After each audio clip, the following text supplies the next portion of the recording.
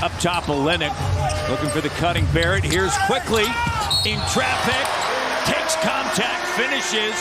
He'll go to the free throw line. A second straight win for the Toronto Raptors for the first time since February 26th. The Raptors followed up their win against the Bucks by exploding in the first quarter to drop 42 points on the Wizards. And while they did slow down offensively almost to a halt, they withstood some punches from Washington to pull out the win. It's a readjustment from not having anybody to have more guys, and on at the same time trying to find rhythm with those guys on the court, trying to find out who can be in a second unit and carry the second unit as well. We tried different guys there at different stretches of time. We tried with RJ, we had Gary with a second unit, we had Quickley their start of the fourth quarter. We just had like different looks there, but it's definitely very good feeling having more guys available to play. RJ Barrett and Immanuel Quickley dominated in another one for the Raptors as 5 players scored in double figures for Toronto. Barrett dropped 22 points and 7 assists, making it the 21st time that RJ has dropped 20 plus points in his first 30 games with the Raptors. Immanuel Quickley dropped a team best 31 points along with 7 rebounds and 13 assists. The duo has looked as fresh as ever since returning from their absences, and it's shown the potential this Raptors team has once they all finally return to full health. Really, just all the guys, they've been great. The energy in practice has been unbelievable. Just the way that the guys are, not even on the court, but off the court. I feel like we're gelling. I was playing COD with Scotty before the game today. So chemistry is building, vibes is building, and that's what we try to be about. We talked since day one, his ability to shoot the ball opens up a lot for everybody on this team. I thought that Kelly did a really good job actually setting good screens for him and freeing him up to attack. And I thought that his decision making tonight was great. We always talk about balance. I think 31 points and 13 assists and 7 rebounds. That's pretty balanced stat line. Now, speaking of health, Grady Dick had to leave halfway through the game with a groin contusion and did not return. And while we will wait for updates on Grady, the Raptors have 4 more games left on the season. 4 games that they can use to keep ironing out the kinks and add new layers as they head into an important offseason. One thing I'm keeping track of is Quickley's playmaking and his reads out of the pick and roll. And it feels like the Raptors are trying something specifically to make it easier on him. To the film room. Pretty cool action from the Raptors here to weaponize Quickley's gravity on the ball, especially as a pull-up shooter. Most of the times he'll be getting 2 to the ball, or at least someone will hedge the screen in order to slow him down and not let him shoot. And because of that, the Raptors are utilizing slips. It's something that happens with Tyrese Halliburton a lot. That was the bread and butter of the Pacers' high-octane offense. It was, all right, Turner's going to slip, or Buddy Hield is going to slip or ghost the screen. And because of Halliburton's own pull-up shooting ability, it's so hard because you don't know which one to chase off of.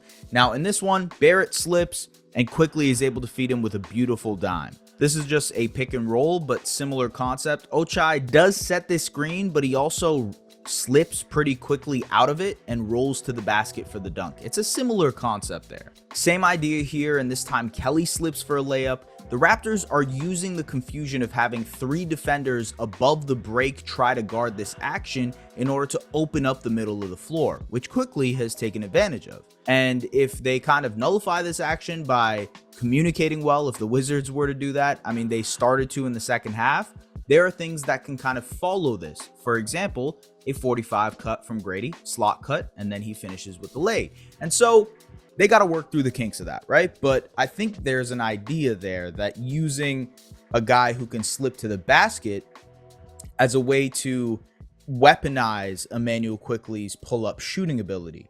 Who do you think would be the best player on this Toronto Raptors team to potentially slip to the basket?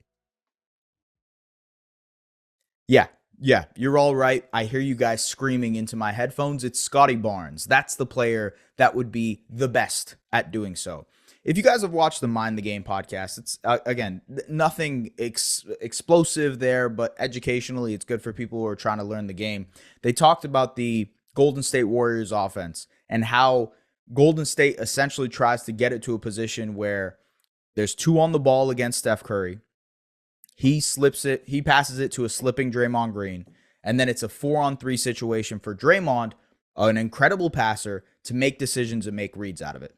Same thing can happen with Quickley and Scotty eventually. And I think, Scotty still needs to grow as a screener and learn some of these little tactics and like figure out also his chemistry with Quickley.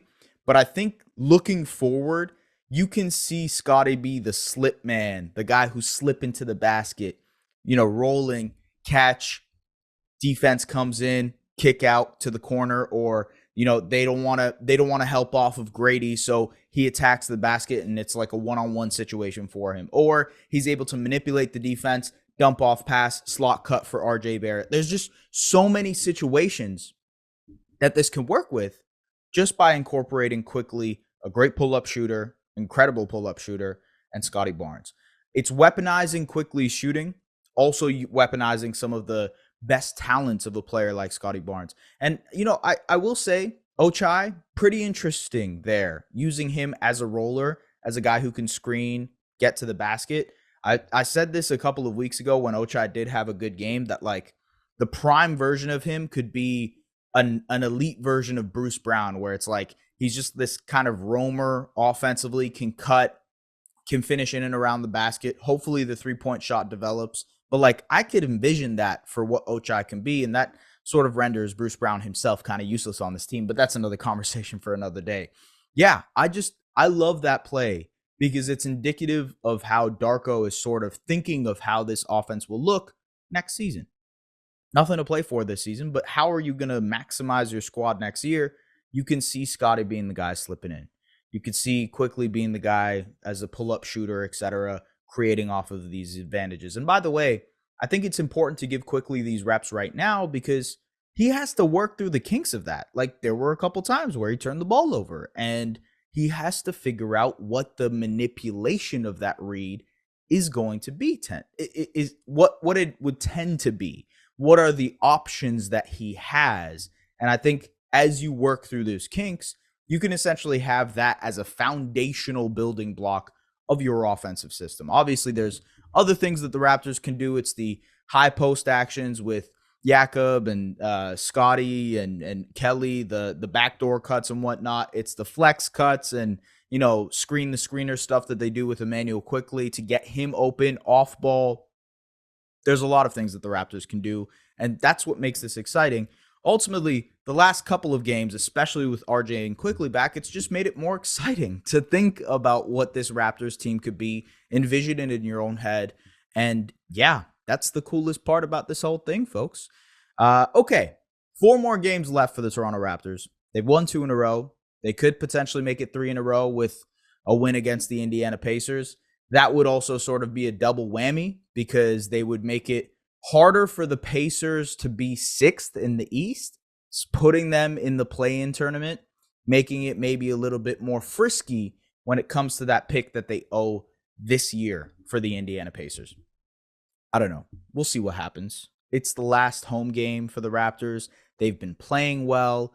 Darko kind of hinted at Scotty and Jakob kind of working to get back, but I don't think that necessarily means they're going to be back playing games. I think it's just like getting them back to playing basketball regularly so that they can do their full offseason plan with those guys.